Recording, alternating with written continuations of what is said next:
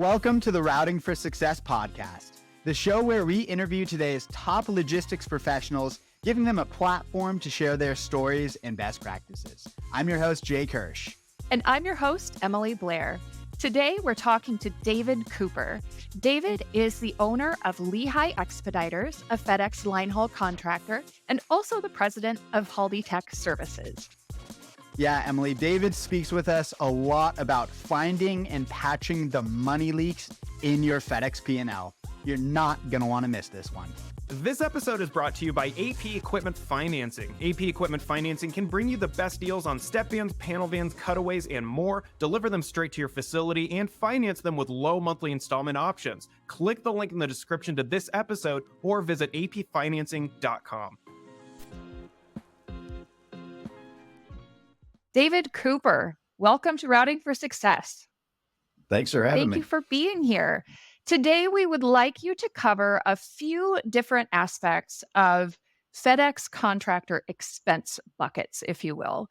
We're going to be looking at how to determine whether you're spending too much money in any of these buckets, and if you are, how to stop up those leaks. So, our first topic that we would like to start with you is fuel costs.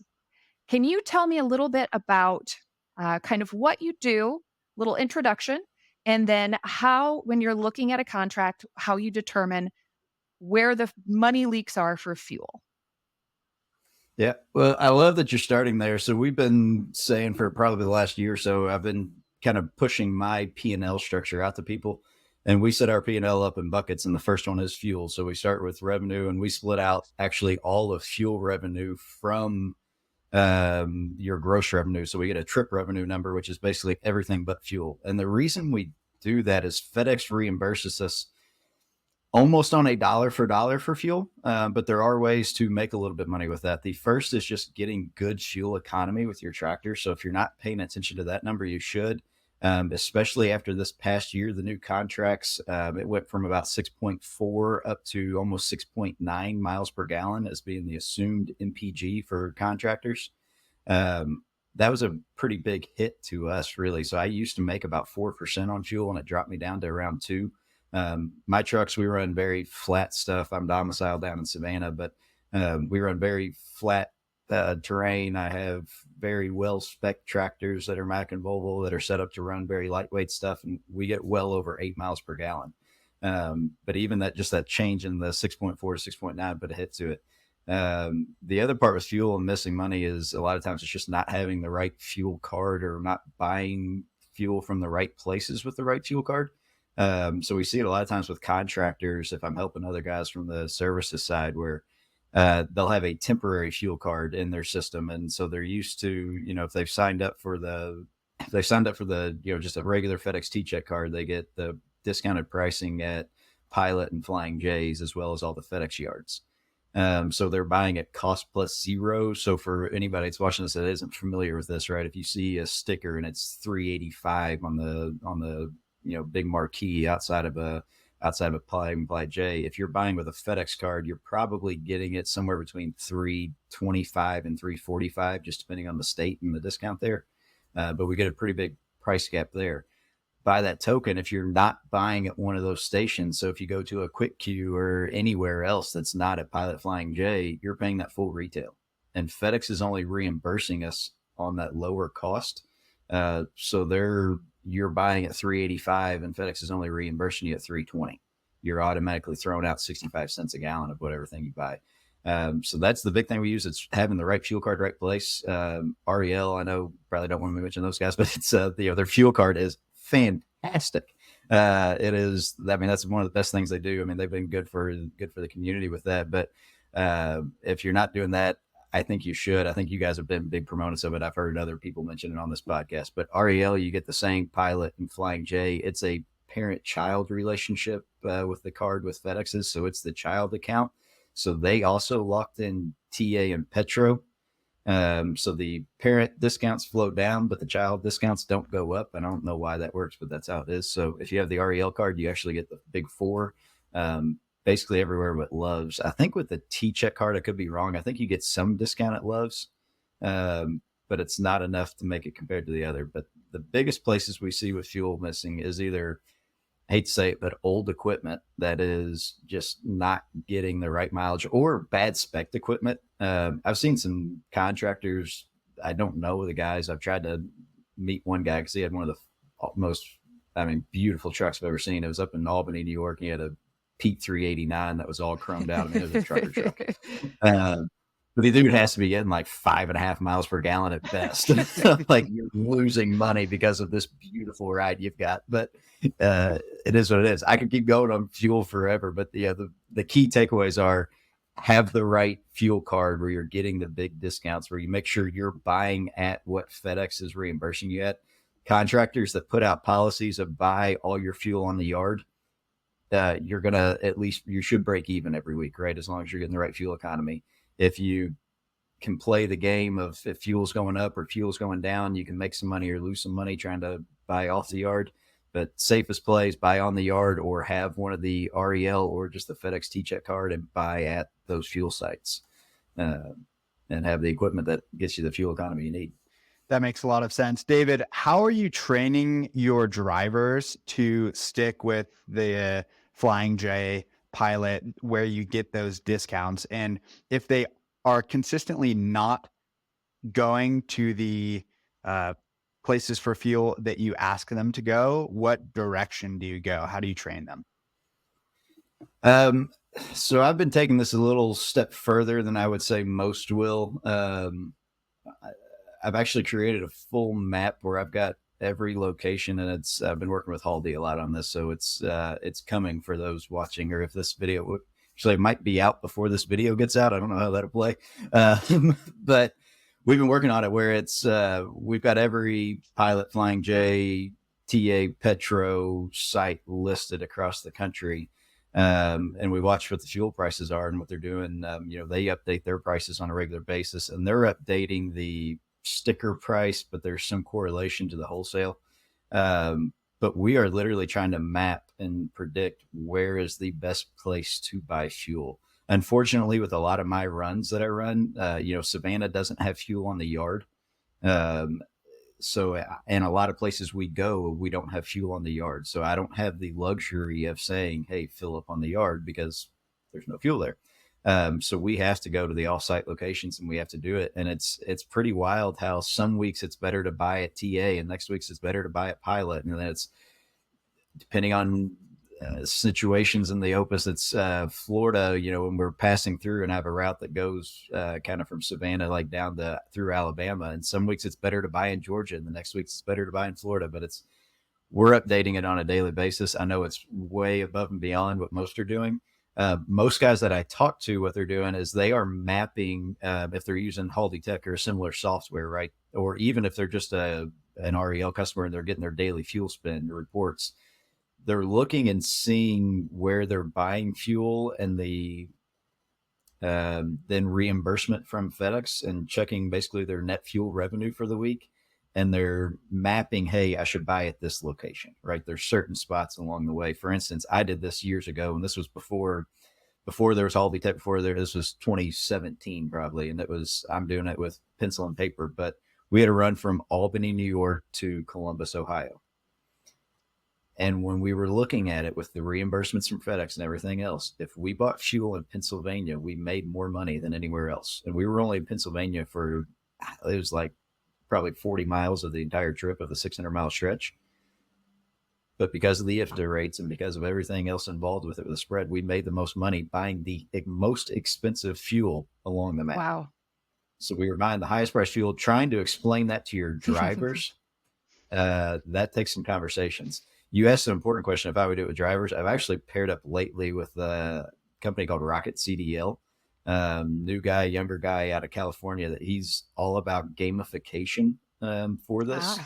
And so he has gotten in with some sponsors and some vendors and some kind of wild advertisements within his app. And it's gift cards basically to drivers, and we can set the metrics. So my big ones are time and cruise control, percent over rev, time in top gear, idle time. Like, those are the ones we monitor a lot. So we've set up our metrics with that. And now our drivers, they're getting ranked, right? They see each other on the scoreboard and they, move up and down based on what the truck's doing. And he's directly tied in with the ELD in the truck. So it's live, it's happening. We've only been doing that for a month, but it's been a lot of fun. So we've always used we got away from safety bonuses, and we actually have been doing fuel bonuses for like 4 or 5 years. It's all I focus on has been fuel economy for a very, very long time.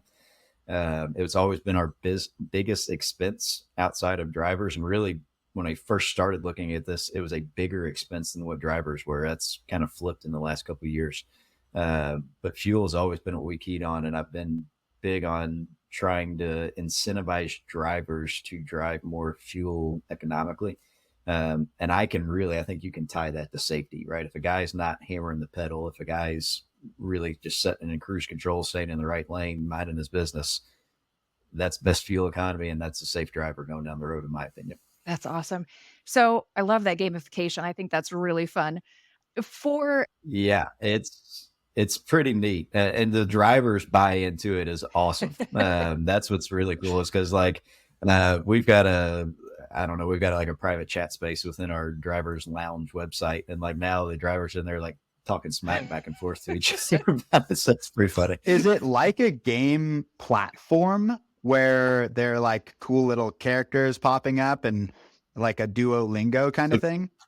Yeah. So James is going to love this. If you haven't seen it, go check out Rocket CDL. He's going to yeah, we're all pushing it.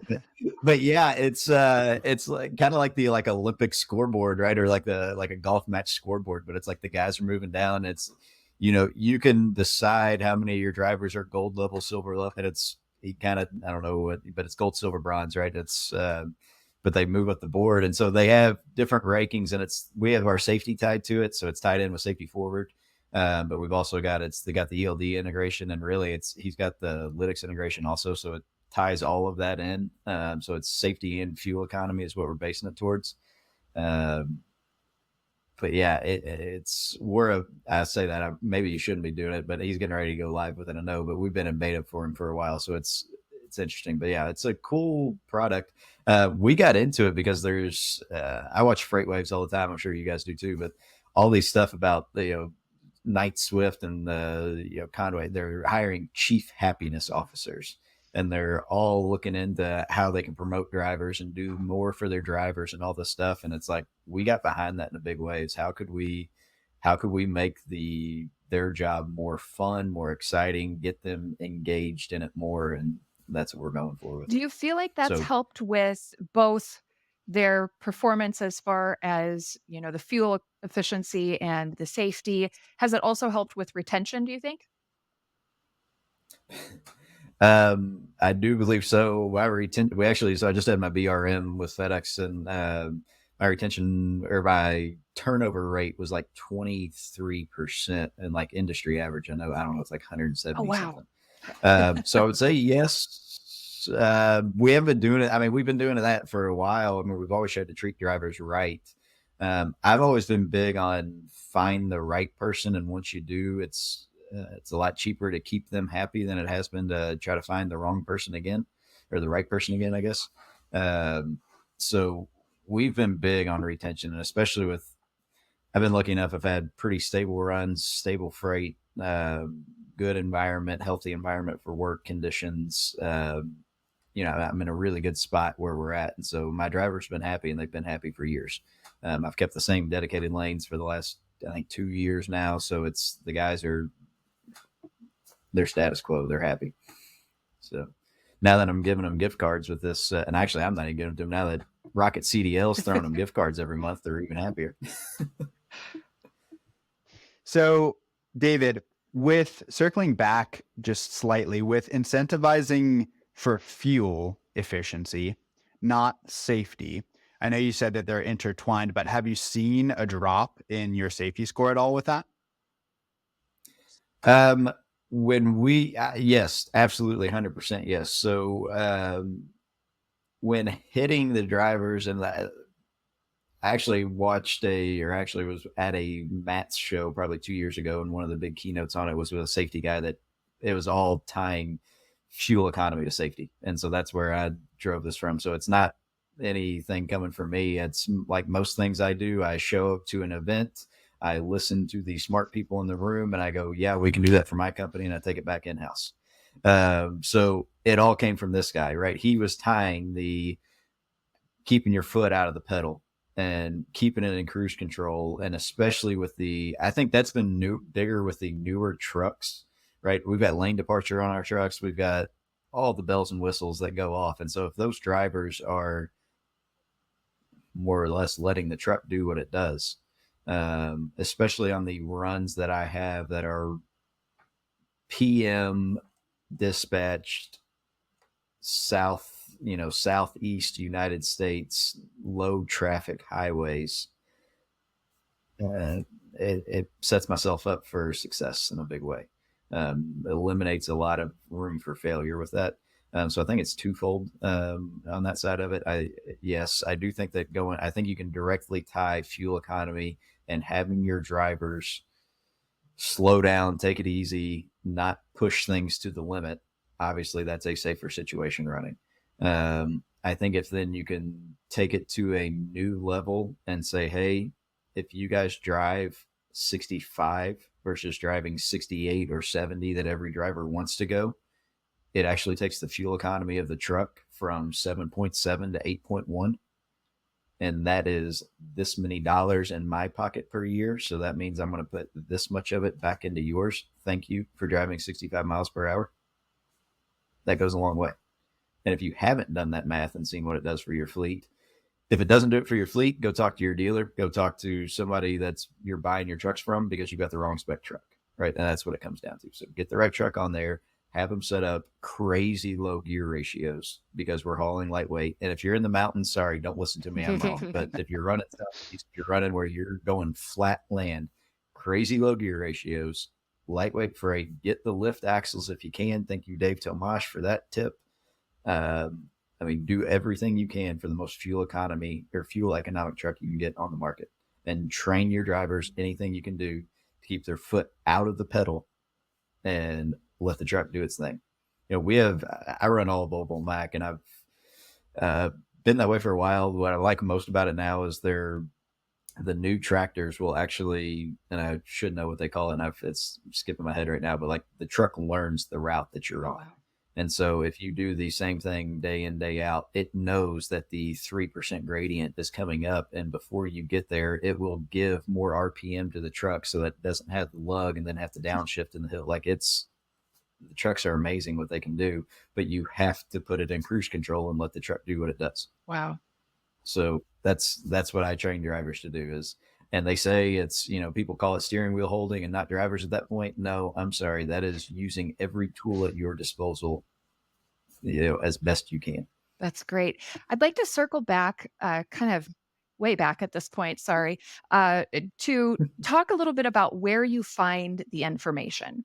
So I'm not a contractor, so maybe this is something that people know, but just in case there are people who aren't familiar with finding out where their drivers are buying fuel, where do you go to look for that? So you can get it. The hard way to do it is to look straight on the settlement, right? You can go find the settlement, go to the last, the final couple pages are always your fuel, but the end is all your fuel purchases or your, if you did do any kind of maintenance that you charged through the T-check card, anything that was charged, any of your expenses coming out are at the end of the settlement. So you can go there, and that is a start to see what you're spending on fuel. You will get the amount of gallons purchased. On one part of it, you get what you actually paid. On another part, you see what the wholesale reimbursement is. But it's, in all honesty, there's a lot of numbers on there, and it's a couple different ways to do it, but it's not the easiest to look at. But it all is at the bottom of it. You can see it. It has on there where you bought it, state, location, facility name. If it's a FedEx location, it'll tell you what it is. If it's a pilot, it'll give you pilot and the city, state, location, that kind of stuff. To take it a step further, use one of the softwares out there. Obviously, I'm a big Monhaldi tech, but there's several out there that do a very good job of this. With those, we can figure out things like, hey, you paid this much, FedEx is reimbursing you this much. Here's a simple cents per mile or a cents per gallon difference in that. good here, bad there, and whatever. If you're using the REL fuel card, they have a module now inside of Haltitech. They were sending you out emails every day, email blasts. Now there's a module inside of Haltitech with it that is completely free to anyone using the Haltitech customer or not. Doesn't matter. If you have the REL fuel card, this is free. Inside of there, it'll red flag if you bought at a Love's or a, I don't know, a Thornton's, right? That's one around here local that sometimes truck drivers will go to. But if you get off at one of these mom and pop shops somewhere and you're paying full retail, it'll flag it. If you're buying somewhere and it's, yes, you got the discount, but you could have bought right over here at the FedEx yard and gotten a way bigger discount or something, like, it'll flag a yellow one. If it looks like it's a fraudulent, hey, this guy just bought 700 gallons today, that doesn't seem right, it's going to light up all kinds of bells and whistles. So there's tools out there to save you. I know that the other guys, similar offerings with all the softwares, but it saves a lot of sense, literally, to invest in one of those. We see it all the time, and either missed fuel savings or missed fuel supplements. That's a big one of FedEx too. It's kind of weird. If you're a solo operator, right? If your guy would fill up his truck on Friday night, and I'm talking fill it to the brim, and the next week, say he only gets 2 or 3 days of runs and he doesn't need to buy fuel that week, or if for some reason he does buy fuel, but he lost his T-Check fuel card and you just give him a company, American Express or something, and he goes and swipes it and fills up, and you don't give FedEx that receipt, FedEx will not reimburse you any fuel. They reimburse you based on what you spend on fuel, not what you run. And so if you don't have an expense in there, they won't have a fuel supplement in there for it. So that's a big one where you see things too on this. But yeah, interesting. That is interesting. Transitioning a little bit from finding leaks with fuel, you mentioned a little bit about your fleet strategy, what you're doing for trucks. What are the most important things somebody can do to eliminate leaks on the equipment side of things when approaching Linehaul FedEx businesses? First and foremost is at the purchase time. I've always been a big proponent of new equipment. I know a lot of guys can't go that route or for one reason or another, whether it be financing, whether it just be acquisition cost, anything with it. But if you are buying used equipment, make sure you're doing thorough inspections on it. I've seen it too many times again where even guys that are buying businesses in this industry, right? And they think that they're going to get a new truck and they think, oh, it's FedEx compliant and all this stuff. And then they get it and there's $20,000 of expenses on it that need to be done, right? Really know what you're getting into with equipment. If you're buying equipment, I'm a big fan of getting new. Drivers are a big fan of having new. I think there's tons of information out there. We've shared a lot of it with freshman orientation. Pat McKay is always big on this, that if you look at total cost of ownership of tractors, I'm sure you guys got all kinds of stuff with this, but if you see it leak out where you get to that 400 to 700,000 mile range on the maintenance side, that's where big expenses come up. So if you have fixed cost and variable cost on the tractors at that time, we see a lot of people lose out there. I think that the preventative maintenance, I've always been a big fan of that. I try to fix problems before we get there. Getting back to a little bit of the fuel economy, I think trucks tell you something whenever something's going wrong. So I watch fuel economy on tractors and try to leave the same drivers in the tractor. And if it starts to drop, we try to get them into a shop and figure that out. I've never been one to kind of condense. I know a lot of guys will say, hey, you should do PMs 25,000 miles. We still push 55, 60, and that's what Volvo tells us to do. Now, the first two we get done quick, and we have oil testing done on them, and we have oil testing done, if not every other PM we get done. But as far as anything else goes with the trucks, we're very in tune with our drivers. I've got Lisa that works for us on the maintenance side that runs all of our maintenance. She is fantastic in that she or Jess or someone on her team reaches out to our drivers, at least 5 each member on our maintenance staff. So 3 people, we're hitting 15 drivers a week, figuring out, hey, what's up with your truck? And that's all we're talking about. Anything sounding different, anything running different. You got to rumble, you got to shake, you got to this, you got to that, right? We want to know about it because we want to get it fixed before it happens on the side of the road. And that turns to fuel economy a lot. I think a big portion of our fuel economy is that our trucks are running true and straight and everything is primed and, where it needs to be. And so I think I see that leak a lot with equipment too, where guys will put off the small fixes and it just snowballs and snowballs and snowballs. And then all of a sudden, poof, you got a big, big problem.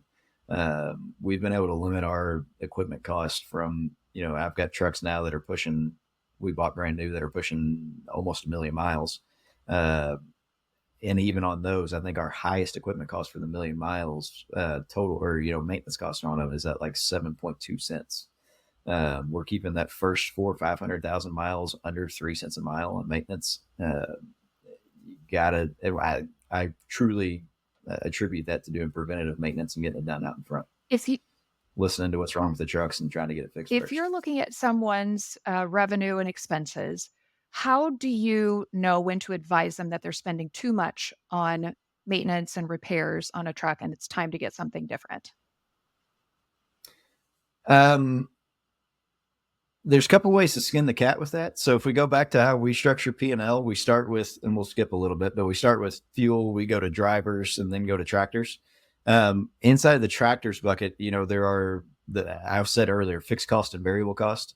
And so we try to keep tractor expenses, depends on if it's a team or a solo, but somewhere around the 20 to 25% of trip revenue. That would be, again, that's taking fuel out of it. So I don't know, trip revenue is 80% of fuel revenue. So do the math, but we try to keep if on a trip revenue, try to keep those tractor expenses, and that's total cost. So that is your maintenance cost. That is your insurance on them. If you're taking the truck through a blue beacon and getting it washed that week, right? We throw it in there. It's whatever it takes. And by the way, big fan of that. Keep your trucks clean, keep them washed. It'll keep you from getting pulled in and off the weigh stations. And honestly, it gives you the early warning signs. It's a lot easier to see when something's going wrong, if you've got a leak, if you got anything wrong, if the truck is spotless more often. So big on those. But sorry, getting back to it. We try to put all the expenses into that truck, right? And monitor if it's in those ranges. And if you're getting out of that, we have to look, okay, is it a utilization problem? Are you just not making the miles you want to get, right? We know that you have to, it can be a top line problem, but if the top line's good and tractors are wrong, okay, is your financing upside down, right? Do you have 15, 16% interest rates that I've seen guys have on truck loans before? Could be. Do you have a brand new Volvo 860 sleeper that's $195,000 for an unassigned solo, and it doesn't matter that you only got it at 8%? No, your interest rate's great because it's way too much truck and way too big of a payment for what you're running, right? You can look at it from that side. On the flip side, it could be, hey, the truck's completely paid off, but because it's got 2.5 million miles on it and you're spending so much on maintenance, it throws you out of the game. And where we find people the most, when I guess from the coaching side and helping people, is they're buying a company. The trucks have 500,000 to 700,000 miles on them.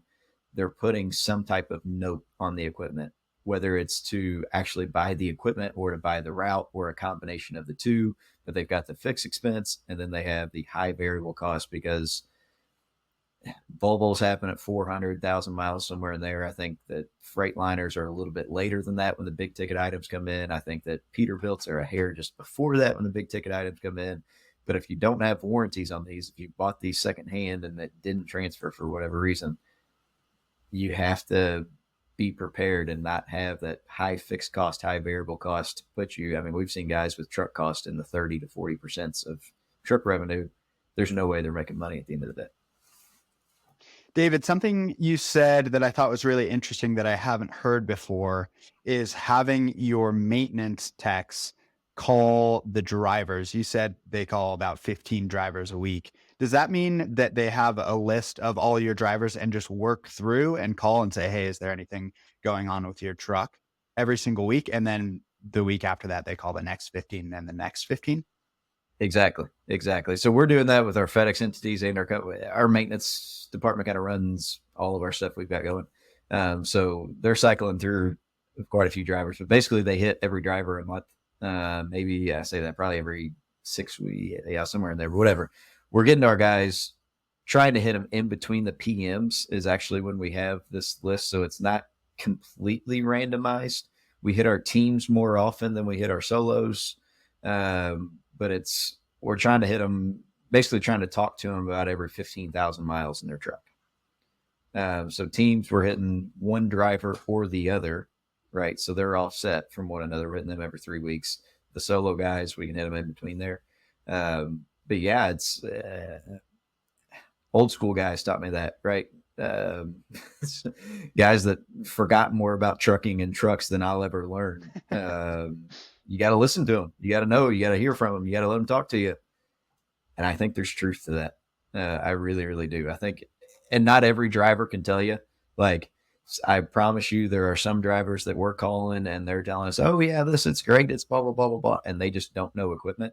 But if you know the right guys to talk to, and like out where we've got trucks in Oklahoma City, there's been times in the past where I've had one driver that I really, really trust. And so we'll have him drive each truck that was stationed out there, domiciled out there at least once a month. And he's the one relaying back the information to Lisa. Hey, this one's got this going on. This one's got a rattle here. This one's got this. But yeah, just trying to figure out those little things, because if you can fix a tire out end before something goes big time wrong in the front end, it's a simple fix. And that's on our van side. We run box trucks and vans on the outside world too. But that was what happened last week, literally, with the driver. But on the big truck side, it's if you got something that's, I think I may hear an air leak hissing, right? And we go and we've got a mobile mechanic fix something like that. And it's, and it's, maybe it is, maybe it isn't. If it's a break, if it's a leak, if it's anything wrong with it. Oh, I noticed oil dripping from this spot and it's a leaking hose, but we fixed that leaking hose. And because our truck was spotless and there wasn't oil on it, we get that done. The next time we get pulled in the weigh station, I get a clean inspection and points come off of my SRS. I'm happy. Everybody's happy. That makes a lot of sense. And I'm thinking about, you have, I think, 70 to 80 trucks, something like that, right? Maybe more at this point. Between everything we've got going. So I'm thinking for somebody with 7 trucks, it wouldn't maybe make sense to cycle through them because they could call them every week. But if you have somebody who's really good with equipment, they can drive that truck, or at least one of those 7 trucks, every single month and have that checked out. Exactly. So if I'm a guy with 7 trucks, if you're a guy with 7 trucks, chances are you're talking to every single one of your drivers every week anyways. Ask them, hey, anything going on with the truck? Anything feel different than what it did before, right? That's a simple, probably catch them off guard the first time you do it. And to that second point, yes, I'm a big fan. If you are a 5 to even, it doesn't matter if you're a 2 truck guy. If you're a 2 truck guy, if you don't know trucks, try to hire a driver that does know trucks. And if you don't have a driver on your staff that knows trucks, walk around the yard and talk to other contractors and figure out if they've got an awesome truck guy on their side and say, hey, I'm not trying to steal them. I'll sign a non-compete, a non-solicit, a non-hire, whatever with you. But can I pay your guy a couple $100 to come look at mine? Because I don't know what I'm doing. Don't be afraid to say that. When I got into trucking, I came from lawn and landscape world. Ironically, both of my grandpas were truck drivers, but they both retired before I was old enough to know it. I knew nothing about trucking. We got into trucking because Jonathan was on your all side of the business. He was a loan officer, and a FedEx guy came to him for trucks.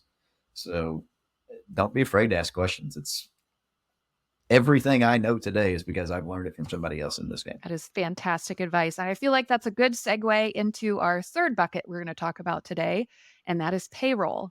So talking about slipping people a few $100, is that a good way to cut costs? If you're, you know what I mean? Rather than having a mechanic full-time, how do you know when you need to hire a whole person and when you need to hire for a service?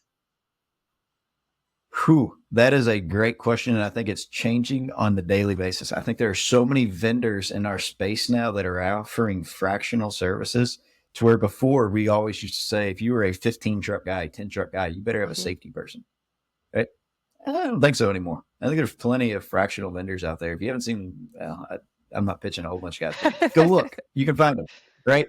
There's a lot of good safety companies out there. Recruiters the same way, right? It used to be, if you got to, I think the old benchmarks when you talk to people, it was when you got to 6, 7 trucks, you hired your first BC.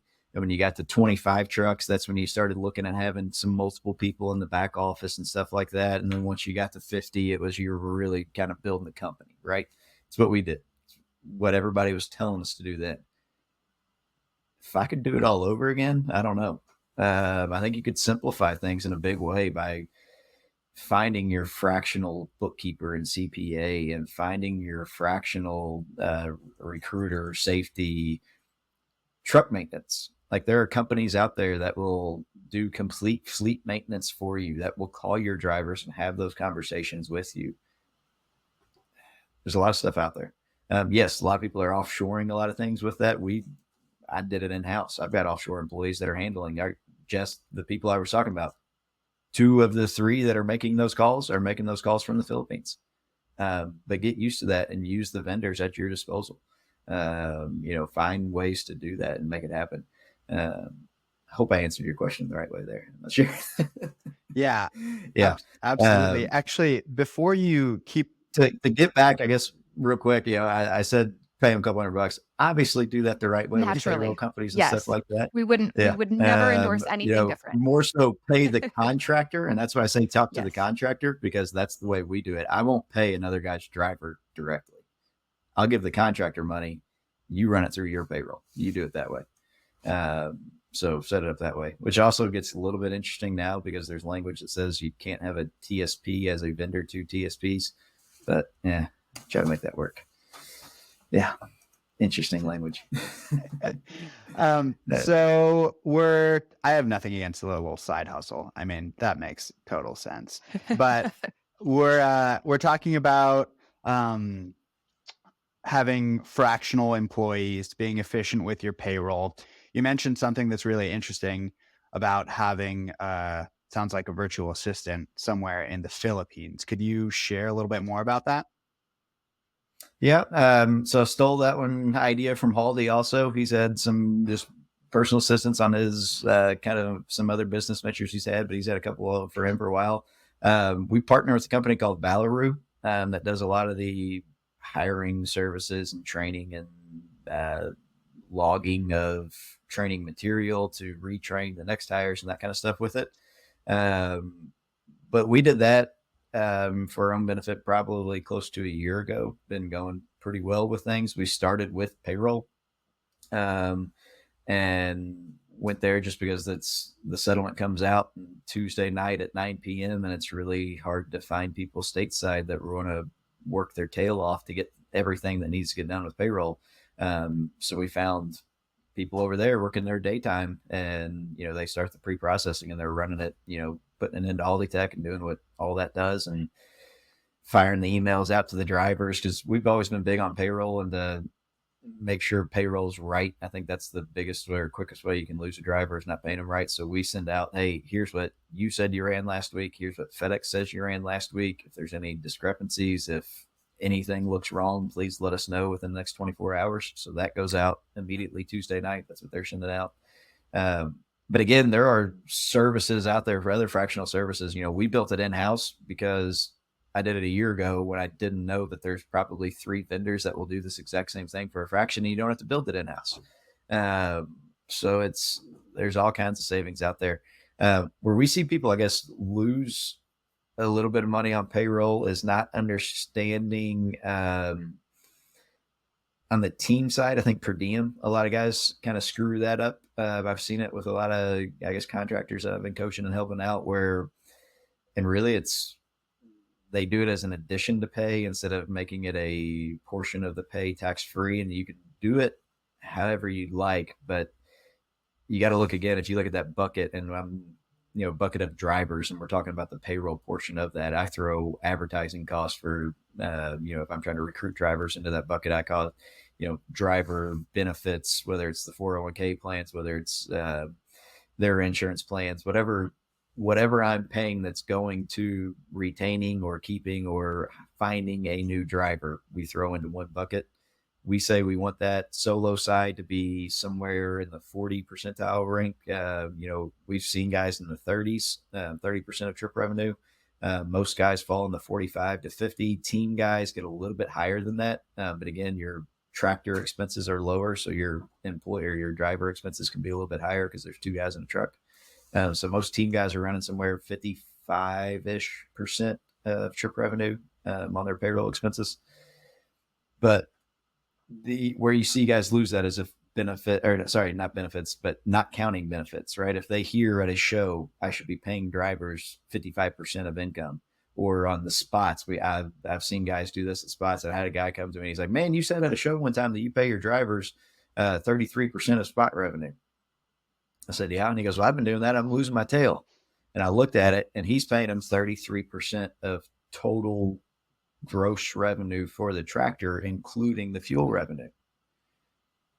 Sorry, man, I'm paying 33% of trip revenue. I'm keeping all the money for the fuel because I'm paying out all the money for the fuel. I can't afford to pay the driver. It's a difference. So know your numbers, know your game, know what you're paying.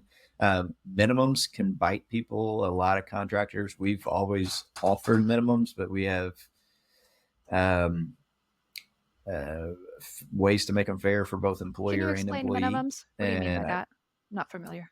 So we offer our drivers, our team guys, minimum 4,000 miles a week. So whatever their pay rate is, they're going to, even if FedEx only dispatches them 2,400 miles, we're going to pay them for 4,000, split between the two of them.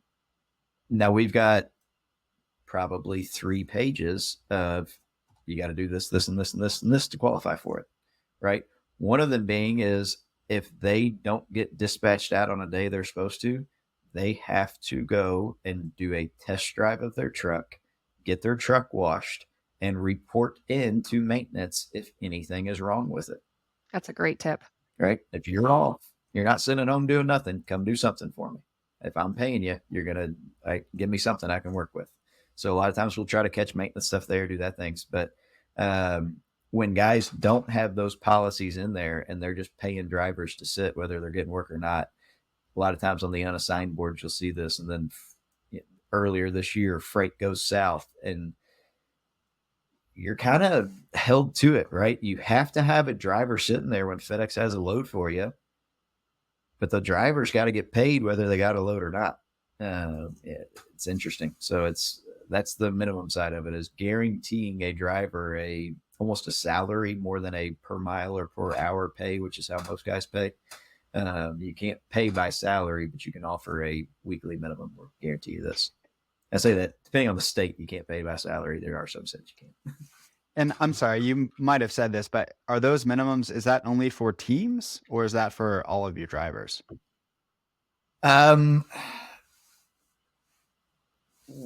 Currently, actually, I don't even know that we're offering minimums with new hires. I know we still have drivers that have been hired on that still have minimums. We kind of use it as a value add in our marketing, in our job postings and stuff like that. So when we were in the Northeast, we always offered minimums. We had to, everybody does up there. Other areas of the country, people have never heard of minimums, so you don't offer them there. It's, it is an expense to the contractor. Ideally, you never have to pay one, right? We do them so low that surely a team should get 4,000 miles a week. But what if the truck breaks down, right? What if terminal has a disease breakout and nobody can come in and sort packages? Something crazy, like absurd happens that is nowhere near the driver's fault. I feel like you got to have something to back them up to guarantee them some pay, right? But that's where we take it back to, and we have safety protocols, and we've got, I'm looking at putting into it, and it's kind of hard. I don't have a minimum now, but we're still always revamping our minimum policy in the event that we need to put it back out there to help hire. So I'm trying to tier into it or tie into it. Hey, you have to be at least a silver medal in Rocket CDL to qualify for a minimum that week. And trying to get it that way, like making it, hey, you got to be really good at fuel economy to even get a minimum. Everybody can have one, but you got to be in the top, 50 percentile of fuel economy to qualify for it. That Something seems like that. A great bonus. You had mentioned way earlier in the conversation that it is way less expensive to keep a good driver. How do you determine what you're paying and make sure that they don't get, poached away or whatever the case may be that would cause them to leave? Honestly, I try to have conversations with my drivers, at least on a monthly basis myself, and figure out what matters to them. It's amazing how much some flowers on birthdays and Mother's Day and Christmas gifts for kids and congratulations on being accepted to the University of South Carolina to the daughter, just little things, right? Back to school, here's school supplies and crowns and markers and color pencils and scissors and all that kind of stuff for your 4 kids that you got, right? That's a big expense for people. That little things go a really long way. So get to know your drivers, figure that part out of it. National cost of hiring a driver is north of $10,000. You can look that up on several sites. It's depending on where you look. Go to any recruiter in this space. They're somewhere between $3,000 and $5,000 per driver. So even if you pay somebody else to do it, you're $3,000 to $5,000, and that's just to get them to you. If you're doing it the right way and training them the right way, it should be at least that much more to get them to where they're ready to go on their own. There's some big expenses with bringing on drivers. And then it's, do you have a good guy or not, right? I've had 4 drivers. So we've been in this game for 7 years. I've had 4 drivers celebrate their 5-year anniversary in the last 2 months. It's pretty fun. It's cool. So haven't had anybody longer than that.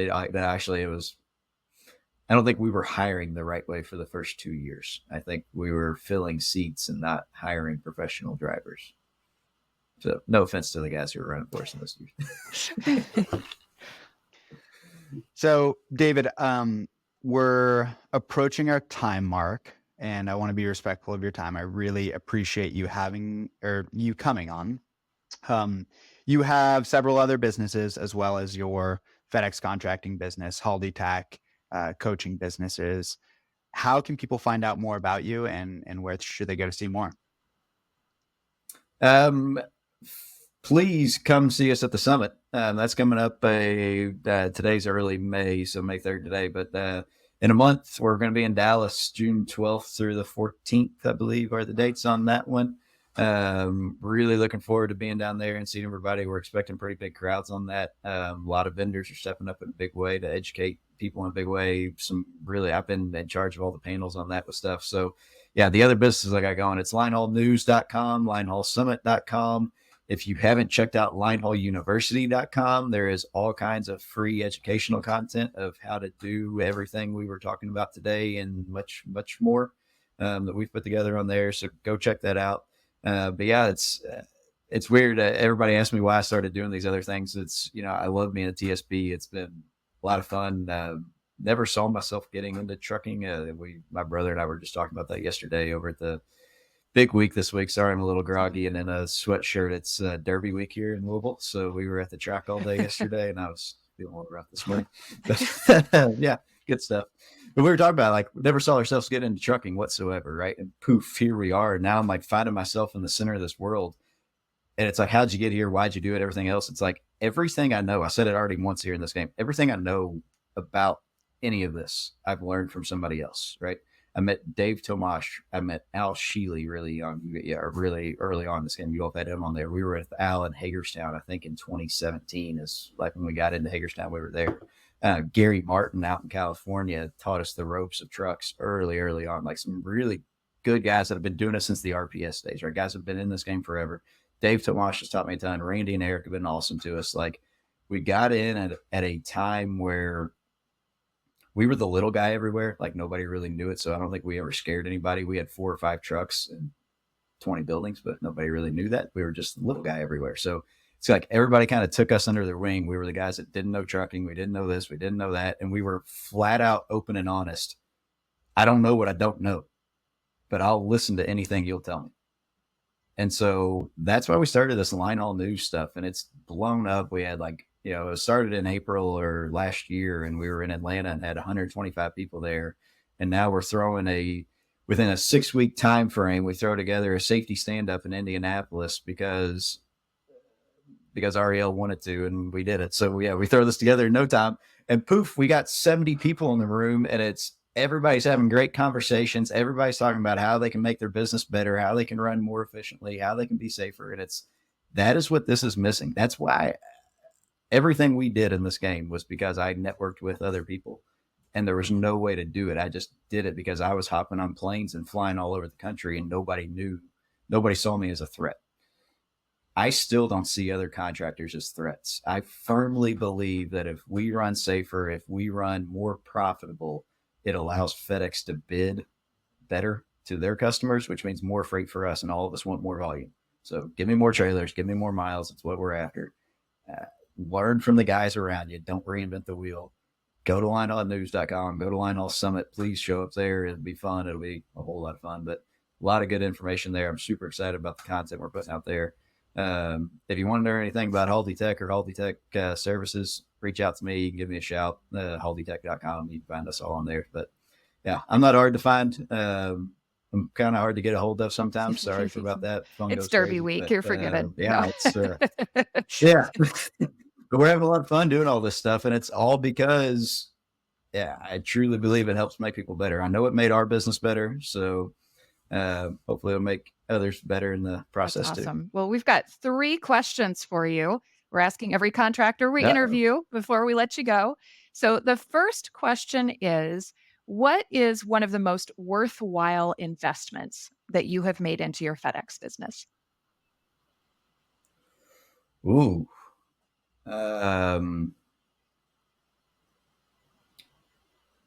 Learning about my drivers. I think it's the investment of my time into my workforce changed my company for the better. I learned that from Brian Fielkow at a conference a year ago, of really investing. And I'll give credit to Dave Tomash too, because he always says it's got to be from the top down. I got away from that for several years as we were growing and building, and it was no longer my job to interact with drivers on a daily basis. But I think if you want to take your company to the highest of levels in this space, invest time in your workforce and get to know them. They can teach you a lot, and you can create very positive results by a message coming straight from you. That's a great answer. Our second question is, oftentimes failure in business is the greatest teacher. Do you have a favorite failure? Whew. One? You can say as many as you want. Oh, man. Growing too big too fast. Most guys that we talk to that get into the space, they all say they want to grow. We went from 4 trucks to 27 to 82, I believe, in a 3-year run. Good luck. Hold on tight if you're going to do it. Honestly, that it set us back more than it did propel us forward, because we got to a point where we had to scramble. We had to implement a whole lot of stuff real fast. I still don't know if I would say that was our biggest failure. You want the honest truth. Don't let these things run your life. Figure out balance in them. I can promise you that's been mine. Find a work-life balance. Find vendors, find employees, find somebody that'll separate it for you, because these things can run you. That's a fantastic answer. So we're going to flip it to a little more positive note here at the very end. Tell us what your favorite part is about being a FedEx contractor.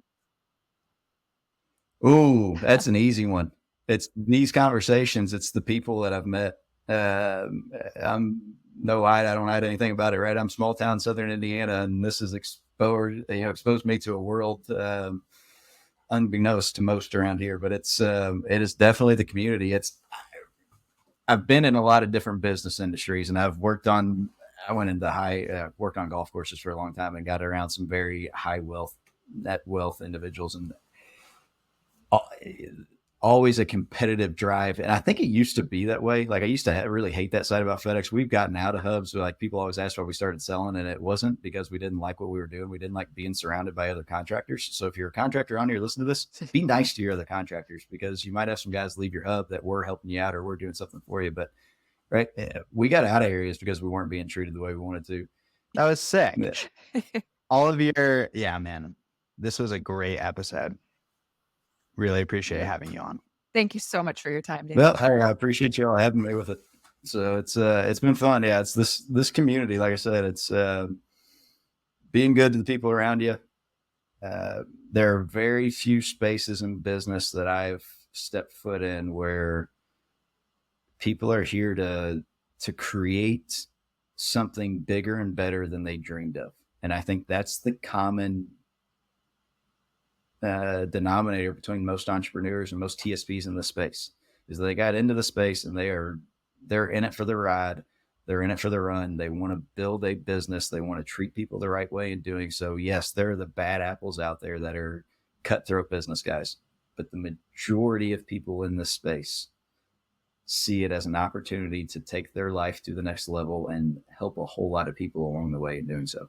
So that's what I love about this space. It's definitely the people in it. That's awesome. David Cooper, thank you so much for coming on. This was an awesome episode, and I think contractors are really going to get a lot out of finding leaks in their business and how to patch them up. Thank you. Yeah, absolutely. Appreciate it. You guys are fantastic. I love the Routing for Success podcast. I've been a subscriber for a long time and look forward to seeing where you guys take it here in the future. Well, we'll see you at the Linehaul Summit.